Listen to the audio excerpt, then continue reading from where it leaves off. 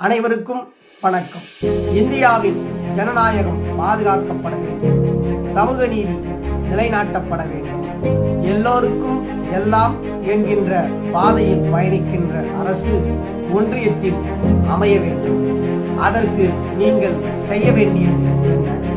மதத்தால், இனத்தால், மொழியால் நம்மை பிளவுபடுத்தி அரசியல் ஆதாயம் தேட நினைக்கின்றவர்களுக்கு உங்கள் வாக்கால் அல்லது சமமான இந்தியாவை உருவாக்கி சமத்துவத்திற்கான பாதையில் மதத்தால், இனத்தால், மொழியால் பிரிந்து கிடந்தாலும் நாம் அனைவரும் ஒரு தாயின் வயிற்று பிள்ளைகள் என்பதை உணர்ந்து சமமான இந்தியாவை உருவாக்க துடிக்கின்ற சமூக நீதியின் பாதையில் பயணிக்கின்ற கட்சிக்கு உங்கள் வாக்கா என்பதை சிந்தித்துப் பாருங்கள்.